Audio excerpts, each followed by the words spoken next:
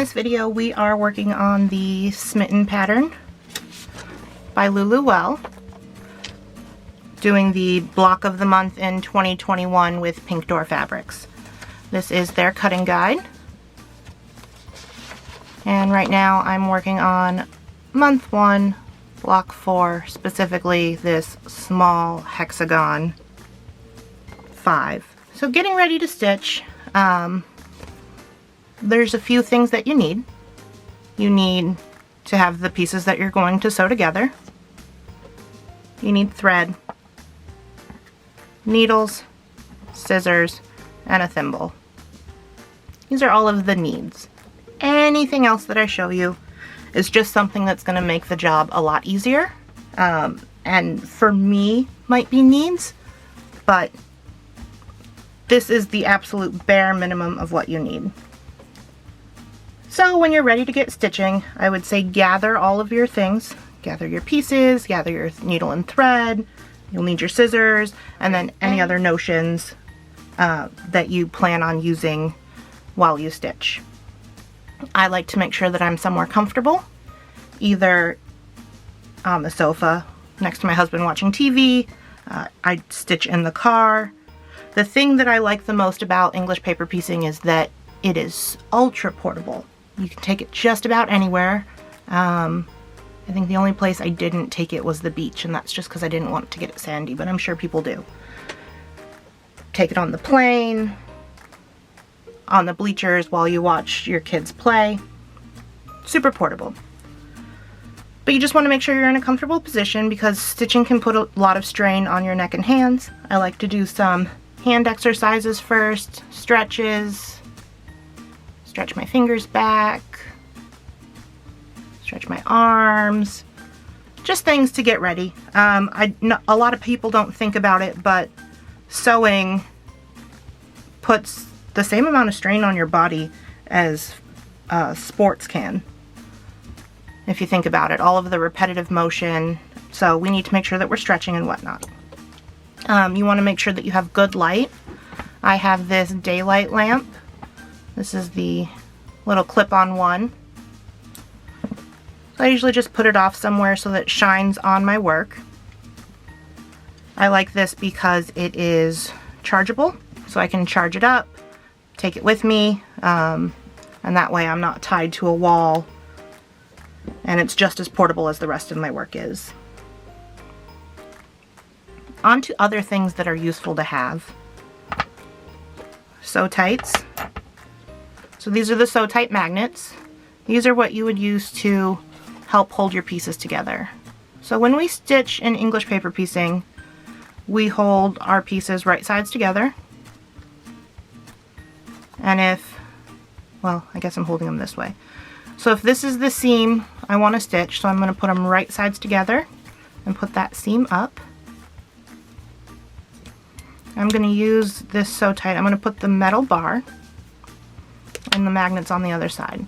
So what a sew tight is just that. It's a metal bar, and then there's a plastic piece with magnets in the back. And they're really strong, but if you slide them, they come apart fairly easily. I have them in the regular size, the mini, I have the circle dot ones, I even have some really huge ones somewhere, but I only really use those when I'm constructing bags, specifically vinyl bags, so that I don't have to pin through them. And there are new Tula pink ones, which are hearts, so I am very eager to get my hands on some of those. If you don't have sew tights or you don't like sew tights, there are also Wonder Clips. I know many of us are familiar with the Wonder Clips. These are just little plastic clips. I use them a lot of times for binding, but you can always use them to hold on to your piece. For larger pieces, I like to clip on the bottom and then sew on the top. That way my thread tails don't get stuck around this. Sometimes with smaller pieces, if you're working all up here and you go to stitch it together, or you have to clip it on the top or something, your thread can get caught, and that's just a minor annoyance. But by using anything to hold them together aside from your hands. It allows you to hold everything more lightly, and you're not applying a lot of pressure, because the more pressure that you put, the more you're going to strain your hands, and the less fun you're going to have, and the less amount of time you're going to be able to sit there and stitch. When I'm stitching, I like to color match my threads. So I've got a selection of thread here. I'm using the Aurifil 50 weight cotton thread. This is the type of thread that is being included in the block of the month if you selected the thread option. A lot of people find a needle threader necessary. I don't often use it. I tend to just thread it by feel, but when I'm having a difficult day with my hands, the needle threader comes in handy. This is my little keeper. This is the Sue Daily Little Keeper. It's just this little wooden base. It's got a metal pin, little rod to hold your spool of thread. It's got a magnet for you to keep your needles on, and then there's a slot here for your glue pen. So I keep this handy when I'm gluing and when I'm stitching, and it just kind of sits right there. If I'm stitching out and about, I don't have it, but when I'm at a table or even stitching in bed, I have a tray that I put on the bed, like a breakfast tray, and I'll set that on there. I have a variety of thimbles to show you. So the one that I pulled out first is a leather coin thimble. So this thimble is leather, and there is a metal coin in it, and then the other side is a double layer of leather. So you can use either side depending on what you're stitching. There is the soft comfort thimble. This is just like a plastic cage with deep holes in it. These really catch onto the needle very nicely.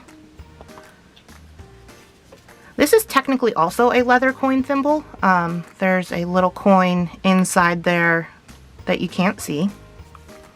This is probably one of my favorite. It fits on really nicely. As you can see, compared to this leather thimble, it's a lot smaller.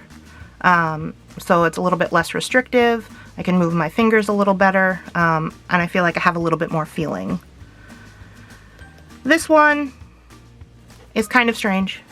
I don't know where I got it. It's got like this pink stuff in there.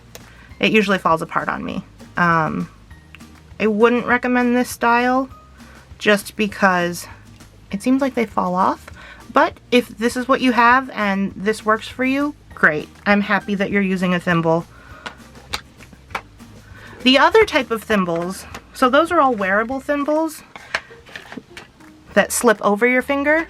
These are stick-on thimbles. So this is the Colonial Thimble Pad. These are leather, and these are the Jalili Studio Polka Dot Sticky Thimbles.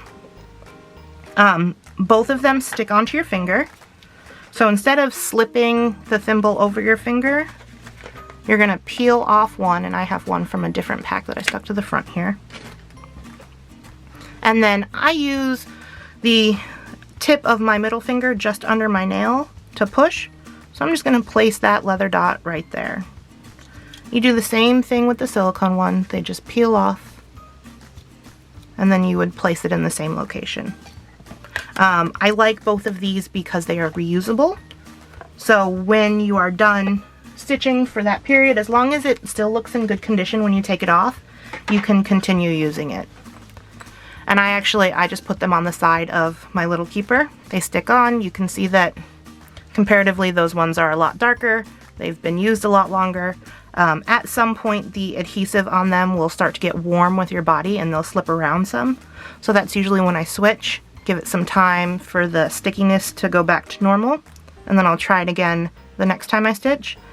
Once it starts slipping all around and won't stay on, then I just toss them.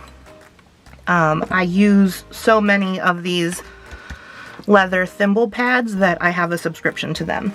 They show up at my house every month or every other month like clockwork. I have another pack of needles. I will use these interchangeably. These are just the two that I happen to have right now. These are both good quality brands. You want to make sure that you're using a quality needle. The difference between a quality needle and a poor quality needle is that The poor quality needles are going to have microscopic burrs in the end, or just other imperfections that are going to limit the smoothness of the needle going through the work. This is a domed needle holder. So what this does, it looks kind of funny, these little gears, but what it does is it holds 10 threaded needles. So once I have a needle threaded, I can stick it in one of these places. You bring it down in this slot and then you turn. And then when you're ready, you pull it out. I can fit 10 pre-threaded needles in here. The reason why I like this is because if I'm working on something where I know I'm going to use 4 needles worth of the same color thread, well, if I've already got the thread in my hand, wouldn't it make sense to thread them all now instead of having to keep coming back and threading them later? So I'll thread all 4 needles, stick them in here to stop them from flopping around, and that way once I run out of thread I can just cut, grab the new needle, and keep moving. Sometimes I'll also just stick them to the magnet here if it's only 2 or 3, or if I'm at home, or if I don't want to find that. It all depends. And then I've got my thread wax. So because I use the Aurifil 50 weight 100% cotton thread, I like to use a thread wax on them, or some people call them thread conditioners. What this does is it coats the fibers, making them more resistant to wear. It also helps them glide easier through the fabric. This one is Unicorn Thread Gloss by Robot Mom Sews, and all of us doing the Smitten Block of the Month with Pink Door Fabrics, check your email because Kim has been so kind to send us a coupon code so that you guys can try this if you would like to, and I highly recommend it. This one is Mandarin Cranberry and it's divine, and then this one, it's actually a little bit of a bigger one. This is called Let's Make It a Sode. This one's more of like a florally scent. And she puts, you can, when you buy her thread gloss, you can have the option, I don't know if you can see that dark bit in there, but there's a magnet in there to keep your needle. So if you don't have like a needle minder or anything else, while you're stitching, you can just turn your pot upside down and stick your needle on. And that's going to stop it from running away on you. Anything you can do to stop your needles from running away is going to be your friend. I don't know how many times I've sat on them, found them stuck in my clothes later. I woke up one morning and pulled one out of the side of the mattress. So, anything you can do to keep track of those. And last but not least, I think this is completely unnecessary, but I have one because. So this is an Aurifil color card. I only use Aurifil 50 weight cotton thread to EPP. It's just, I really like their thread and it's a decision I made when I started, so I've been slowly collecting their thread over time. If I go to a shop and I find a color that I don't have while I'm shopping online, anywhere. I also subscribe to a Thread of the Month club, so I get 4 new spools every month, and so far I haven't had any duplicates, so that's nice. But what this does is it shows me all of the colors. So if I'm trying to thread match this, and say I didn't have that one where I matched it, so this is the one that matches. I've already figured that out. But say I didn't have this and I'm going through my thread rack looking for something, can't find it. So I'm just going to hold this up to here, drag it along, and find the closest one. And I'll tell you right now, that's the closest fit in my opinion. There's a little bit of a sheen difference, but in person they're exactly the same, and that happens to be this same color here that I have on the spool. So what this allows me to do is maybe I have other colors of thread so that I can continue working on my project. I'll work on those other pieces first while I acquire the color needed to color match.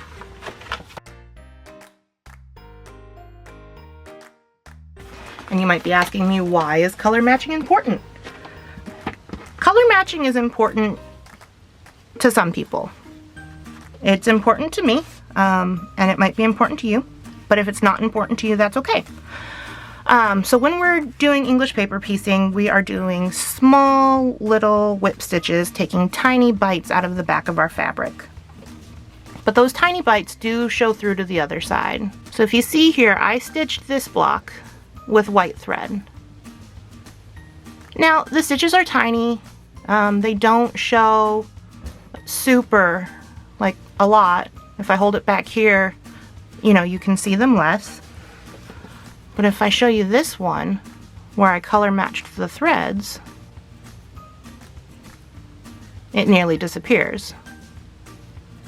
So with this, I used a very dark purple here, and then for these seams, I used this coral color.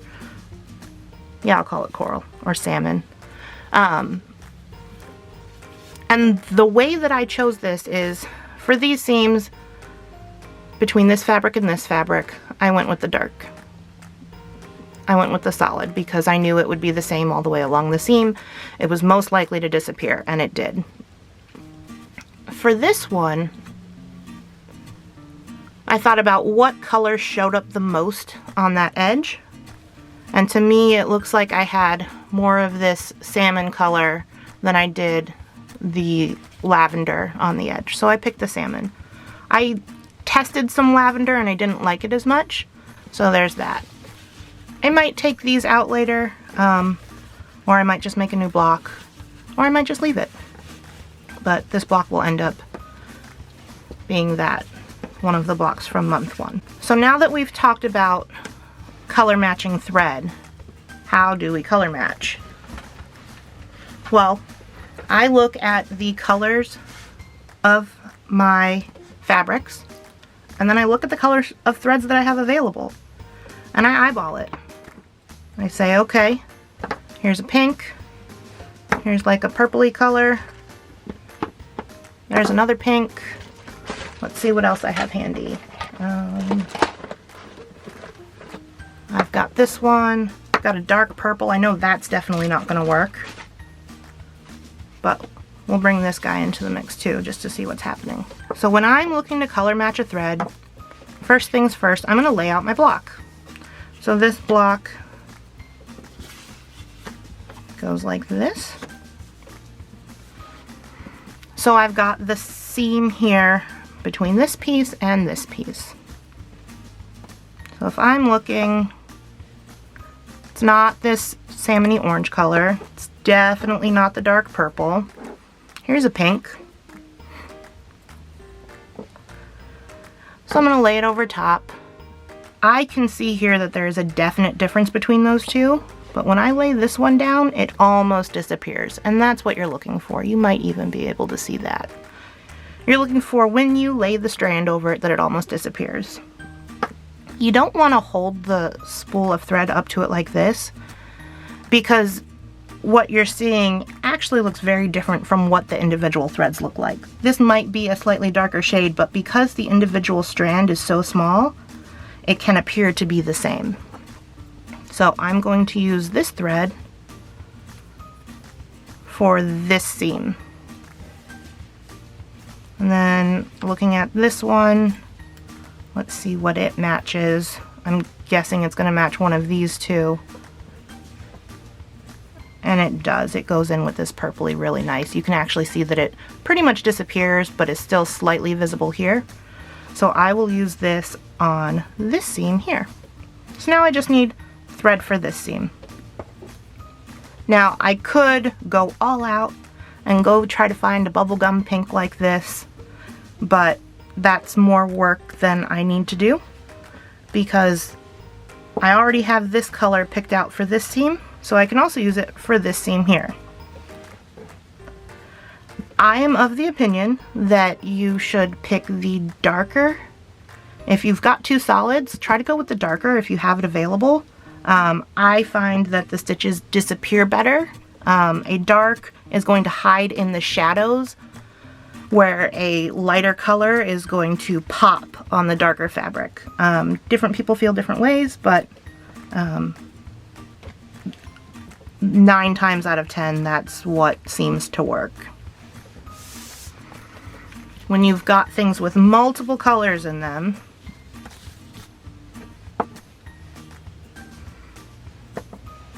like these wildflowers that I showed already, I had the salmon color that I ended up choosing, and then I also had this purple, which is the right purple. But to me, the purple over the salmon flowers showed up more than the salmon did over the purple flowers, or than the salmon did over the purple background. And then just the volume of color at the seam. So even though you look at this and you go, oh, there's a lot of purple there, there's a lot of salmon on the edge, at least where I cut them. This one has a little bit more purple. So maybe if I were to cut my thread again, I could have cut a separate piece for that side. But sewing this seam here and then up to here, you can do with a single piece of thread. So I'm just going to stick with one color. And if having multiple colors of thread isn't an option for you, you can always use a neutral. So I'm doing the Tula pink version, so a lot of her colors are very bright and poppy. So I would use things like this light gray is going to fit with a lot of things. It's going to be less harsh than the white. It's still going to show up, but when you look at it next to the white, it's not quite as harsh. Are you going to focus? There we go. It's not quite as harsh. The other color that I'd recommend is the light mint color. This is Tula's favorite to use, but I know she likes to use a mint color as her neutral when she's sewing on her machine, and that's what she considers her neutral. If you've got a lot of creams, you can use a neutral cream to stitch all your pieces together. You don't have to color match your thread, but if you do, I think you might like the results.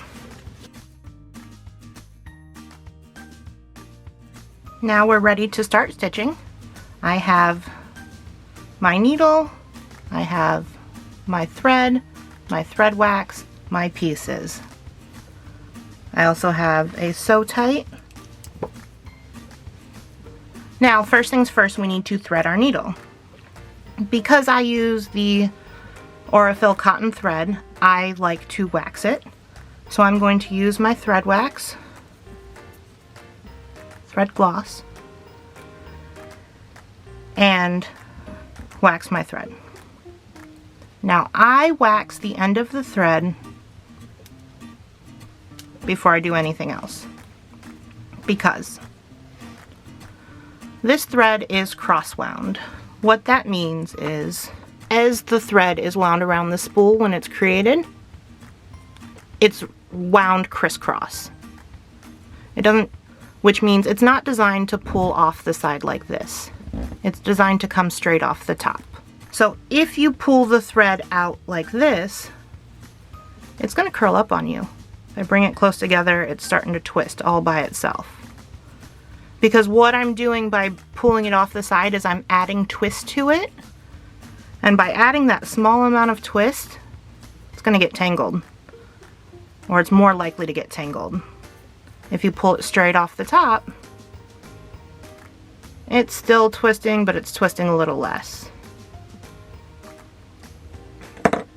Anything we can do to minimize the amount of twist in our thread is going to be our friend. It's going to help stop it from snarling and knotting up as we work. Thread is also manufactured in a way where it's designed to come off the spool in a specific direction. So spools of thread, they think about machine use in mind. When you put a spool of thread on the machine, you take this end, you thread your machine, and the cut end here is what goes through the fabric first, which means it's going through the fabric this direction. If you had a microscope and you looked at this thread on a microscopic level, there's grain to it, and all of the fibers are pointing that way, like little barbs. So if you pull it through the opposite direction that it's intended to go, it's gonna shred it faster. And Tula Pink does a really good job explaining this in her EPP video series, so if you are interested in knowing more about that, I would suggest going and watching hers. It's a wealth of information. So that said, I thread this end of the needle. Because I am prone to distraction, I could cut my thread and then thread this end, but I don't trust myself to remember which end is the cut end, so I thread it before I start. So I pick up my needle, and I'm a little bit further away from my face than I normally am. So yeah, because I wax the end of that thread, it stands up a little better, and really I just push my needle over it, and 9 times out of 10 it goes in. If you are having difficulty, a needle threader is also always an option. I then tie a knot in my thread. This first knot that I tie is to keep my needle in the top position. So to do that, I take the tail end and I put it over my finger, press my needle, put my needle over it, and then I'm going to take this little loop and I'm just going to wrap it around the tip. I'm going to pull any of that excess out and then slide that little loop that I made, slide it down onto the thread. And what that does is it creates a tiny knot that parks itself there behind the eye of my needle. I do this so that when I'm pulling on my needle, it doesn't keep coming undone. I'm good at that. This really only works with cotton thread. For some reason, it just doesn't work the same as polyester with polyester thread. But I also hear that when you use polyester thread, the needle doesn't constantly come off. So it might just be one of the unique joys of working with cotton thread. So now that I have my thread and my needles attached, now I need to measure how long of the piece I want to use. I determine the length of the piece I want to use by using the #1 best measuring tool that I have, and I have it with me all the time, and I call it my arm. If you think about it, when we're stitching, we can only pull our arm so far away. It's only going to go so far before you have to stop. So if I hold the needle in my hand where I would normally hold it to stitch, and then I hold the thread as if it were coming through the work, I'm just going to do one stretch and I pull and I park it here. This is my elbow. That's where my arm bends. I park it right here in the crook of my elbow. And then I pinch it and bring it back forward. This is where I'm going to cut.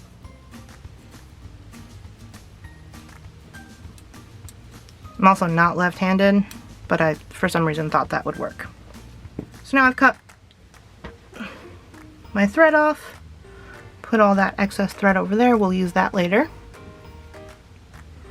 And I've got my piece. Now I'm here in my studio, so I can actually measure this on my mat, and I've got, from my knot at the eye to the very end, I've got 15.5 inches. I wouldn't go longer than 18 inches, just because anything more than that, you're really going to start putting a lot of strain on the thread. And the more strain you put on the thread, the weaker it's going to be. You don't want to have weak spots in your quilt. Once you notice that your thread's starting to fray, you should think about ending that piece and starting a new one. Tula said it best, we do not have a thread shortage, so don't use those tiny little bits trying to make them work. Just cut yourself a new piece. So I just waxed the rest of my thread, and I don't think I explained how you use the unicorn thread gloss or any of the other ones.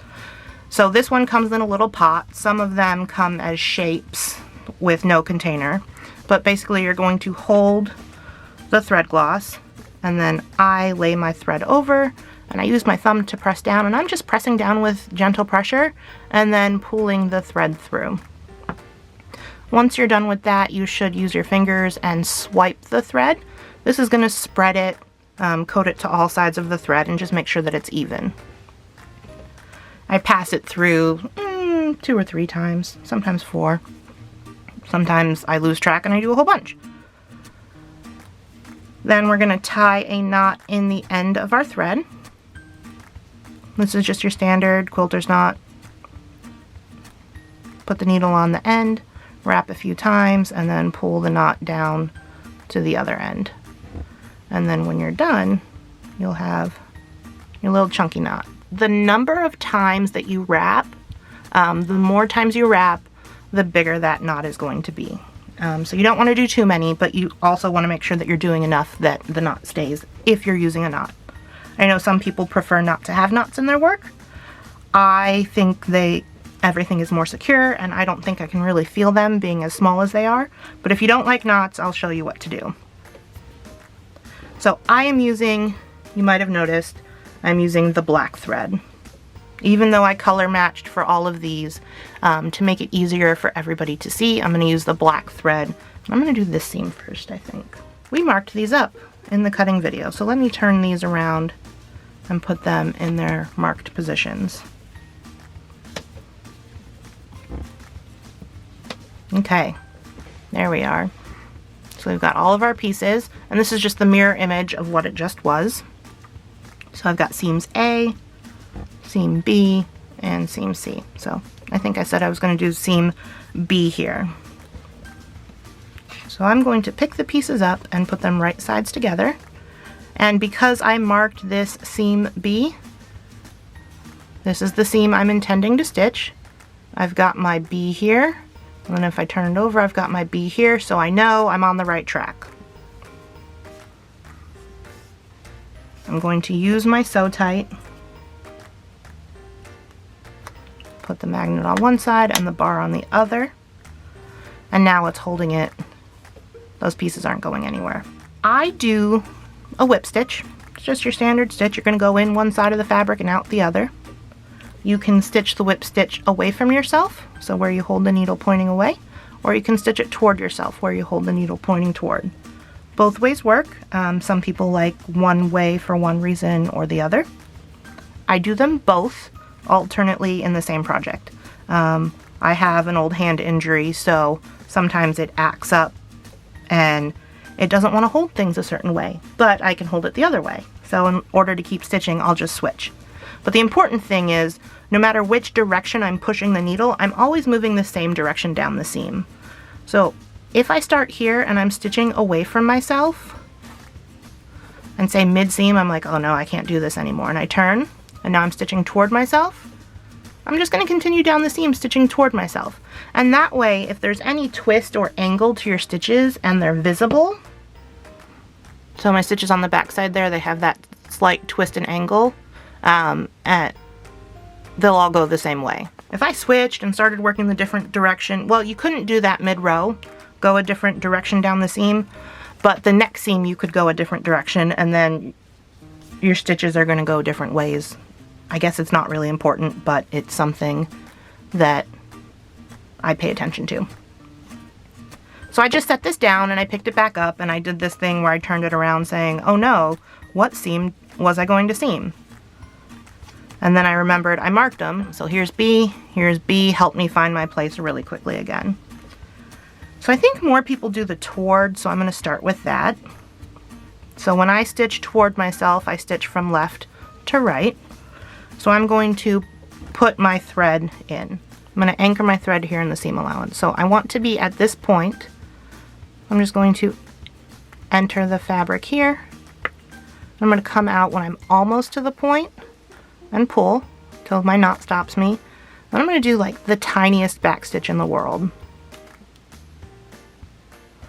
And then come back out directly at the point. Oh, and that happens sometimes, even while you're stitching. Your loop of thread will get stuck. But this is what happens, and if you're using a wonder clip, it'll get caught around the wonder clip. If the clip's up here, which is annoying. So now that I've exited at this point here, I now need to connect these 2 points. So I'm going to stitch through that point and then out the point of the other piece. And I'm just catching like 2 threads there. The smallest amount of fabric that I can catch and say that it's still connected. And then I pull all the way through. At the corners, I'm going to make a second loop.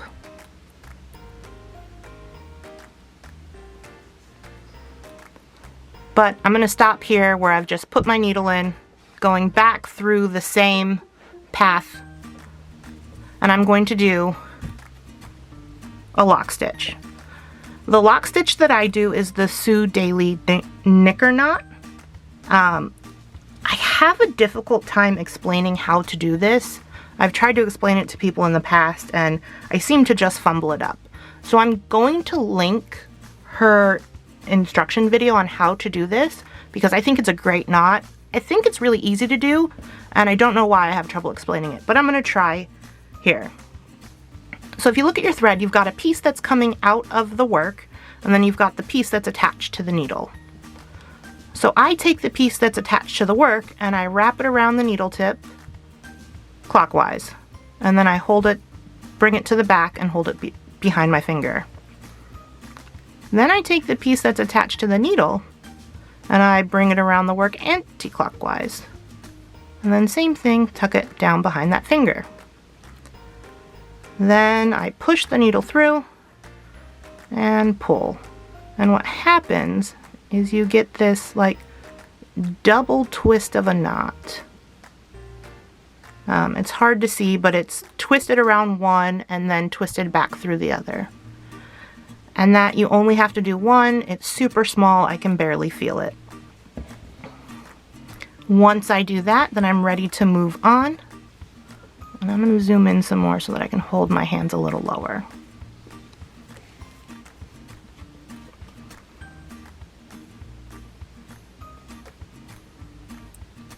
So I'm just going to move over. It's about a 1/16 of an inch, not quite, you know, somewhere between an 1/8 and a 1/16. I like to shoot for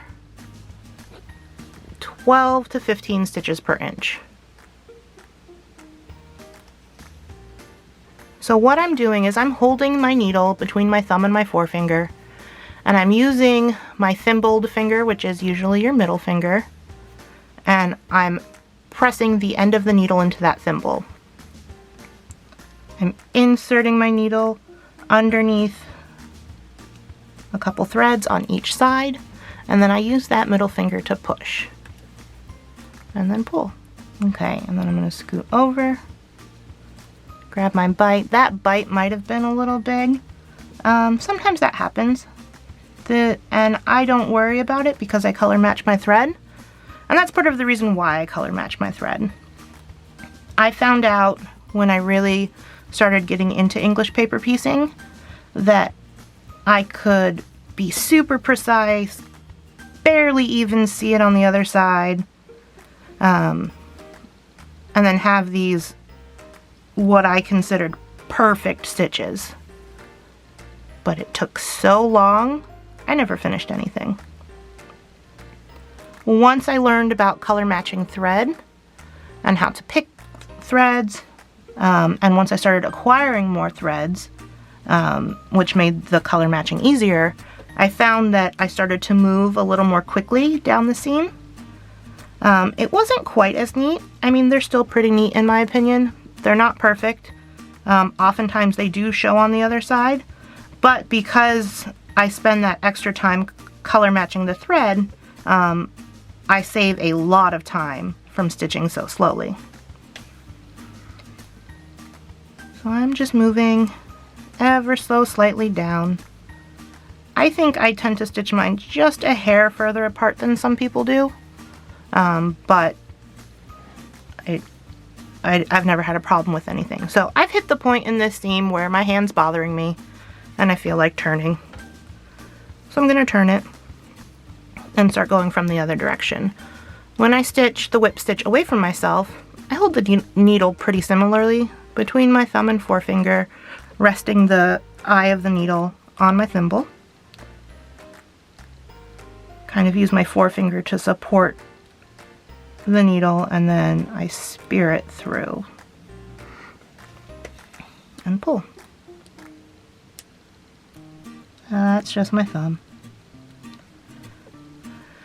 So when you pull it through, the place you lay your thread loop does make a difference sometimes. So this is a falling edge. It's not catching on anything. If I had a hard edge the other direction, it might catch. So I usually try to, if I notice it's getting hung up on something, I try to figure out what it's getting hung up on and then drop the thread the opposite direction. So if you see there, I just dropped it to the left instead of the right. So I pull through, bring my hand to the right before I bring it down. So you do have some control over the thread as you work. Ow. You can also poke yourself. I was practicing some new methods of stitching, and I poked myself almost every other stitch. I'm not going to be stitching like that. I was trying the baseball stitch, I think they called it, where you enter, so I've got the pink and then the purple. So I enter the pink one at an angle, but I come out between the two between the two pieces, and then I immediately jump to this side and enter here, coming out between the two pieces. The actual stitching of it wasn't difficult, but the fact that my needle was more facing my hand and I kept, like, I poked it in the top of my thumb. I mean, you might be able to still see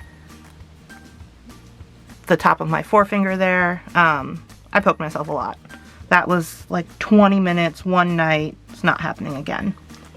The other types of stitches that I'm familiar with that people do are the flat back stitch, which is used mostly for curved pieces because curved pieces don't fit together when you put them right sides. If you have a concave and a convex, so one's going to go like this and the other one's going to go like that. If you put them next to each other, they're not going to match up. There's no way. So being able to stitch them while it's flat open does make sense.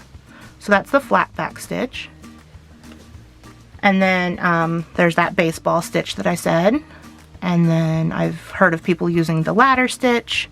I think I've heard of a few others, but I couldn't name them right now off the top of my head. So I'm going to turn this again just because it's what my hands do. I'm nearing the end of this seam.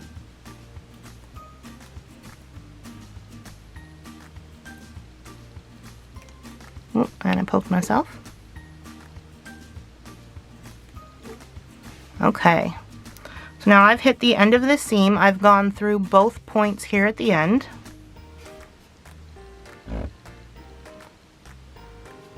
And I'm going to do my lock stitch now. So to prepare for the lock stitch, since I've gone through both of the points, I'm going to stick my needle through both points again. And I'm going to show you the one that most people do. So I've gone through a second time, pulled it most of the way, and I've left this small loop.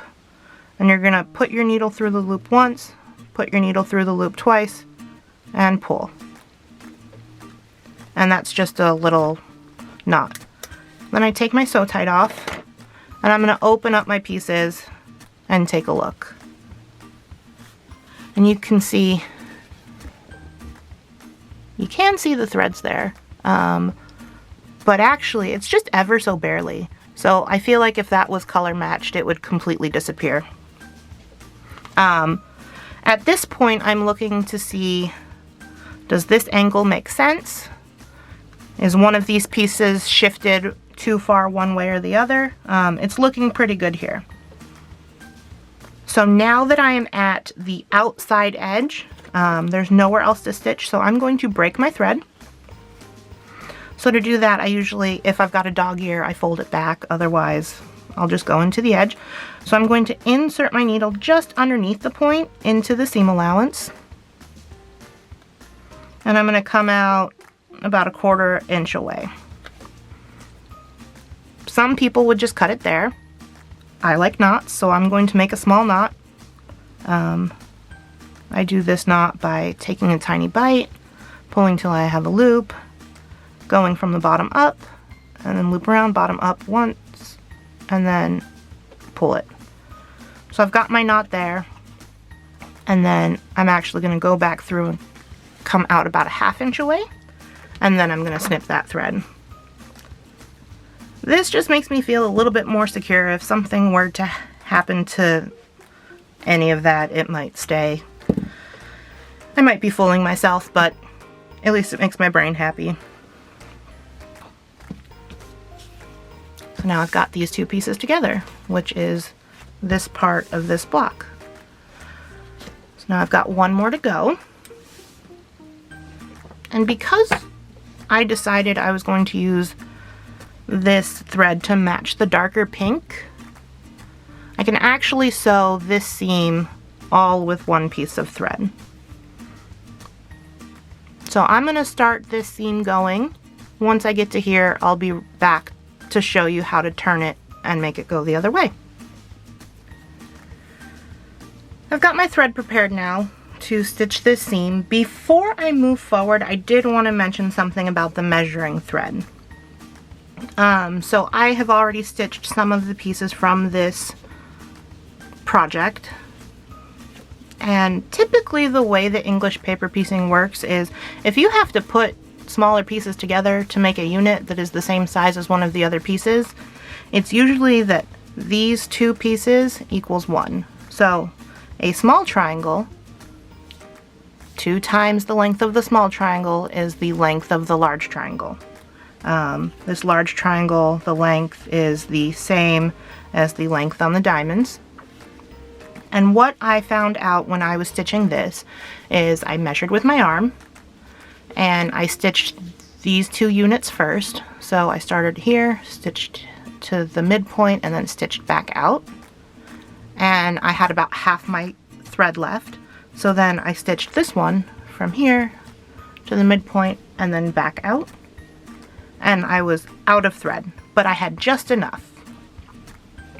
So then I knew if that did 1, 2, 3, 4 of the small lengths, it would do half the number of the longer lengths, so 1, 2.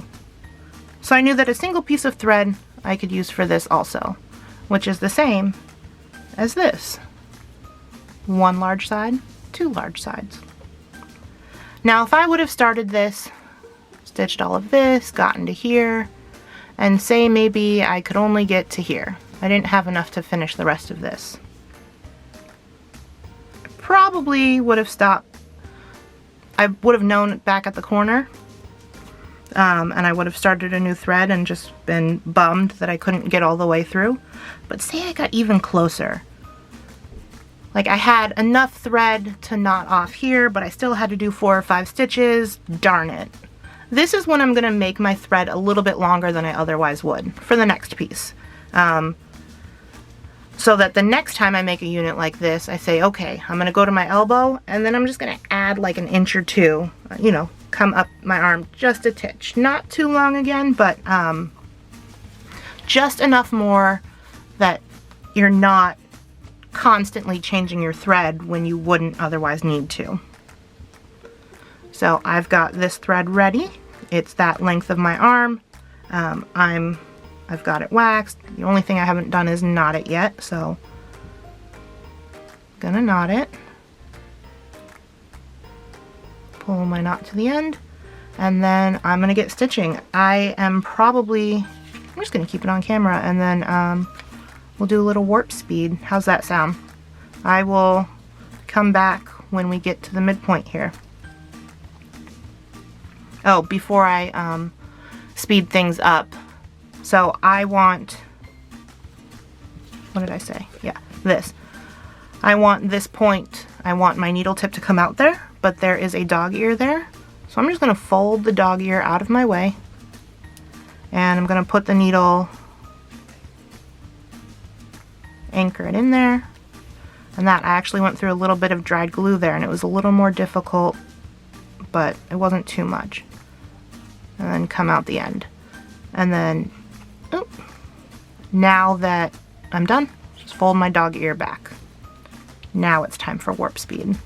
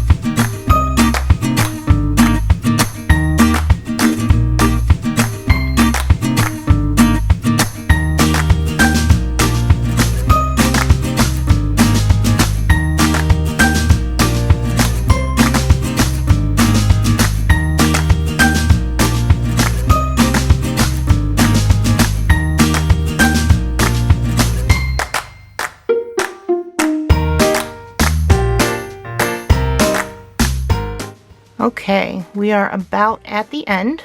I've just got a couple more stitches to do. Actually, I've just got one. I'm going through the point of the back fabric and then the point of the front fabric.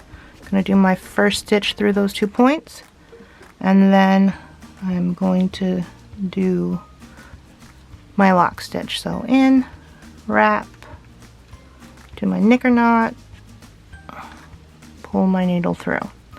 Okay, so now what we have, and we've sewn to the corner there, so I'm going to open it up, and now I have all 3 pieces are connected, but there's still a seam missing. And if you look at that, you can barely see the stitches because I matched the color of the thread to this fabric. So there's the color matched, and then the not even trying to hide it. So now at this point, I need to do this seam. And they have to go together. But this card is, or this piece of paper is preventing me from doing that. Actually, I'm coming a little bit unglued here. So I do keep my glue pen handy while I'm stitching, just because sometimes something will pop. Just put a little bit under there, press it back.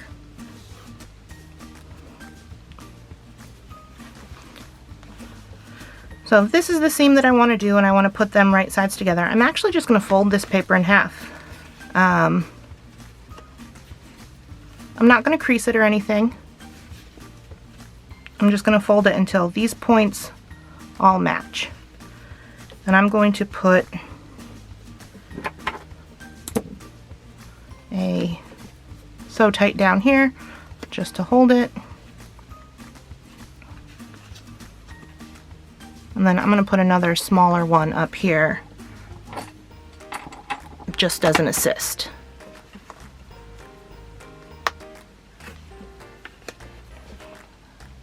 Oh, my needle got stuck all the way. Oh, where is it? It's underneath my sew tight. That happens from time to time. Okay, so we're starting here at the corner. So what I do when I stitch corners,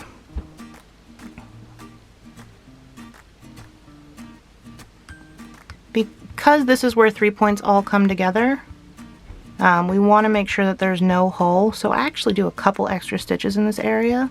But the first stitch I'm going to do is the same as all of those first stitches that I do. I'm going to go through both points of the pieces that are of the seam. Go through both points, and then go through both points again. Do my knicker knot lock stitch. There's number 1. Now I'm not going to open this back up. I will do it with a different piece for you, but this one is going to be a pain to put back. But if I leave this how it is now, I might have a small hole here. I'm not going to definitely have a hole, but I might have one. So what I'm going to do is I'm going to imagine that this front half of this diamond is one piece and the back half of the diamond is another piece. And I'm going to do opposite pieces. So if I had 4 pieces here, 1, 2, 3, and 4, I'm going to stitch a knot between 1 and 3, this dark pink, and then 2, the light pink, and then 4 in the back here. Just make a little crisscross. I'm gonna go in here and out there. And for this, I usually just go through once.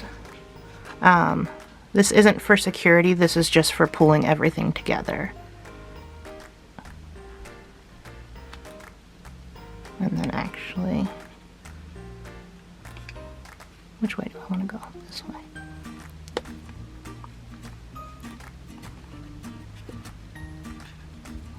And you can see it's kind of crossing from the back right to the front left. And getting my loop stuck. Go through that loop once, and then just snug it This way, I'm pretty certain everything's going to be closed by the time I open this baby up. So now that I have that done, I'm just going to start working my way down the seam again until I get to the other end. One stitch at a time. 12 to 15 stitches per inch. And you can actually, if you don't know what that is, measure it. Stitch what you think is the right amount of stitches, and then measure 1 inch. Count the number of stitches in that 1 inch, and then that tells you how many stitches per inch you're stitching. If you are stitching less than 12, then your stitches need to be closer together. That way you're going to get more stitches in as you move along the work. If you're stitching more than 15 per inch, you're probably doing too many. So if you get like 18, 19, any more than that, you're probably doing a satin stitch. Oop, and my thread broke, which happens. It's cotton. It broke right there at the needle. It has stress put on it all the time, so I'm going to cut myself a new end and then rethread. But what I was saying is you can always measure and adjust as you get used to what your stitch density should look like, how far apart they should look, and then at some point you'll probably be able to just eyeball it. But when in doubt, don't feel bad about measuring. There we go, ready to move on. I am going to finish this seam. When I get to the end, I'll be back. So let's jump into warp speed again.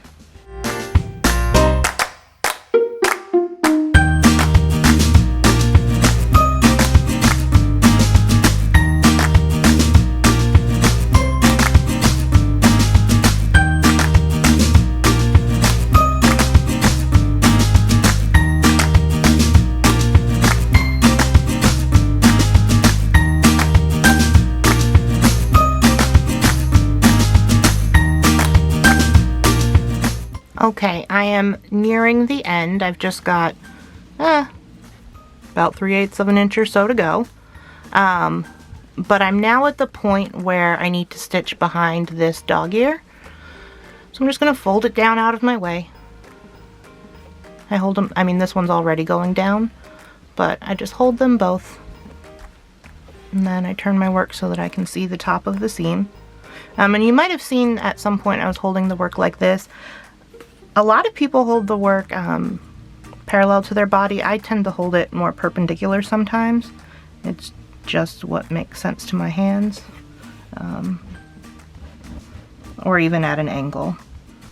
But don't be afraid to change the direction that you're holding things, as long as it's working. The important thing is that you do things consistently, that the end result is to your satisfaction, and that you're not hurting yourself in the process. That's about all I can say about that. Okay, looks like this is going to be my last stitch. So I'm through both points at the end, and then I'm going to go through both points a second time. And sometimes it can feel a little fiddly, but I got it there. I'm going to do my knicker knot. Pull my thread through, and then I'm ready to knot and cut my thread. So take those off, open this up, and then same as before, I'm going to enter the seam allowance fabric just underneath the point, exit about 1/4 inch away. I'm going to tie myself my little knot and loop and pull, and then pull it out even further away. Snip my thread and I'm done. And this is a different edge than the one that came undone before, but anyone who watched the basting video, I was talking a lot And sometimes when I talk, I move slowly and the glue dries before it sticks. So I'm gonna push this on real good. Okay, there's our finished block. Month 1, block 4, small hexagon 5. Thar she blows. So I've got this seam that nearly disappears, at least at this distance, and this one you can still kind of see because I did it in black. But if I get real close and we see that center there, can't really see through it from either side. See if we shine some light up at it.